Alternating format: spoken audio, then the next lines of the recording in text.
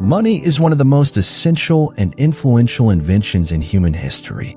It enables trade, commerce, and economic growth.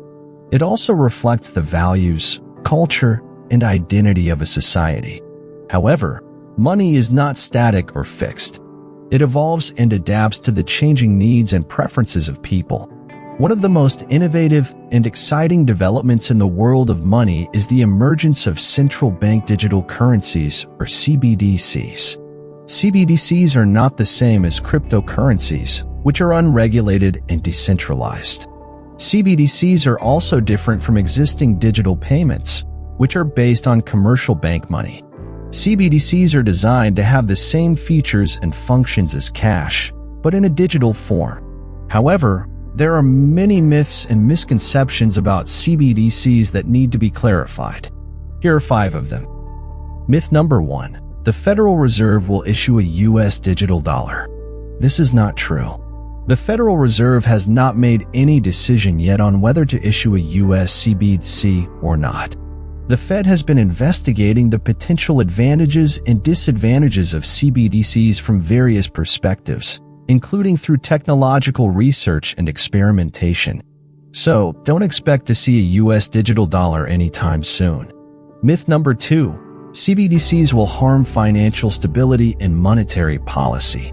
This is also untrue, as CBDCs will be designed and implemented in a way that maintains the stability and effectiveness of the financial system and the central bank's policy objectives. CBDCs will not affect the central bank's ability to control the money supply and the interest rate. CBDCs will also not cause a panic withdrawal from commercial banks, as people will still have incentives to keep their deposits in banks that offer interest, loans, and other services. Myth number 3. CBDCs will violate privacy and enable surveillance. There is a concern that a U.S. digital currency could collect extensive personal data from its users and compromise their privacy. However, the Fed has indicated that data privacy would be an important policy goal for a U.S. CBDC, and it would not have any commercial interest in user data. CBDCs will also use advanced encryption and security technologies to prevent unauthorized access and misuse of data. Myth number 4. A CBDC will harm community banks. This is not necessarily true either. Some critics of CBDCs argue that they will pose a threat to community banks by reducing their deposit base and intermediation role. However, this depends on how a CBDC is designed and implemented. A CBDC could actually benefit community banks by lowering their operational costs, increasing their customer base, and enhancing their competitiveness.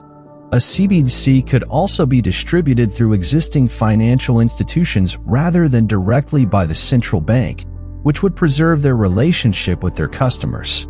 Myth number 5. CBDCs are already in use or will be launched soon. This is not accurate, as CBDCs are still in the early stages of development and experimentation. Only a few countries have launched or piloted CBDCs so far, such as the Bahamas, India, and Brazil. Most countries are still researching or exploring the feasibility and implications of CBDCs. The decision to issue a CBDC depends on various factors, such as the economic, social, legal, and technical conditions of each country. There is no one-size-fits-all approach or timeline for CBDCs. I hope you found this video informative and helpful. Let me know what you think about it, and please leave a comment below. Thank you for watching, and I'll see you next time.